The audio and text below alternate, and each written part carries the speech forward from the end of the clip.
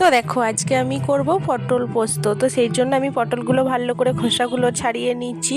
তো একটা একটা করে সমস্ত পটলগুলো এরকমভাবে পরিষ্কার পরিচ্ছন্ন করে খোসাগুলো ছাড়িয়ে নিতে হবে।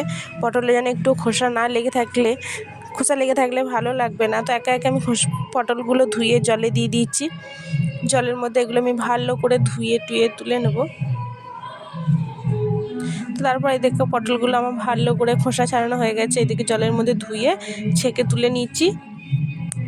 তো এগুলো ধুয়ে তুলে না হয়ে যাওয়ার পর আমি এদিকে দেখো কটা কাঁচা লঙ্কা ধুয়ে নিয়েছি।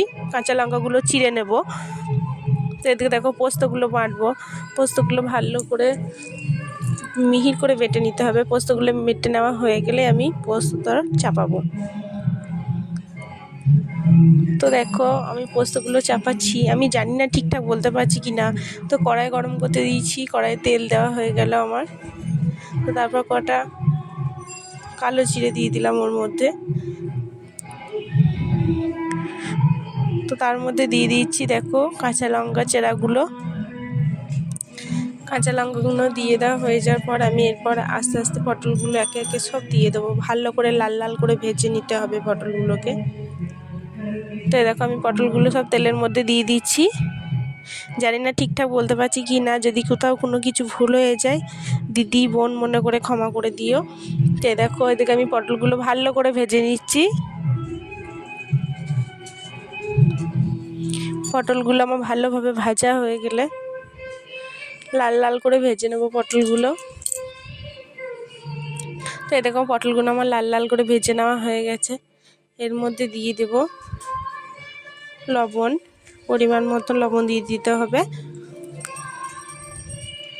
তো দেখো পটলে লবণ দেওয়া হয়ে গেলে আমি ভালো করে ভেজে নেওয়ার পর পটলগুলো নরম হয়ে গেছে। তো এরপর দিয়ে দেবো আমি পোস্তর জলটা দিয়ে দিলাম। এবার পোস্ত বাটাটা দিয়ে দেওয়া হয়ে যাবে।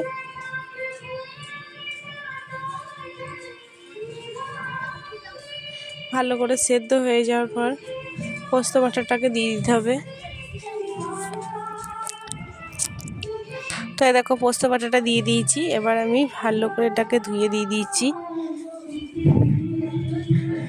আমি ইউটিউবে সবে ভিডিও বানানো শুরু করেছি। যদি ভালো লাগে লাইক কমেন্ট সাবস্ক্রাইব করে পাশে থেকো প্লিজ বন্ধুরা, ভাই দিদি সবার কাছে একটাই অনুরোধ রইল।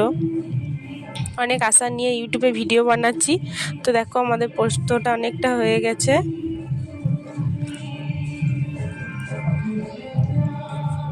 এইভাবে করলাম পটল পোস্ত। কেমন হয়েছে অবশ্যই জানিও।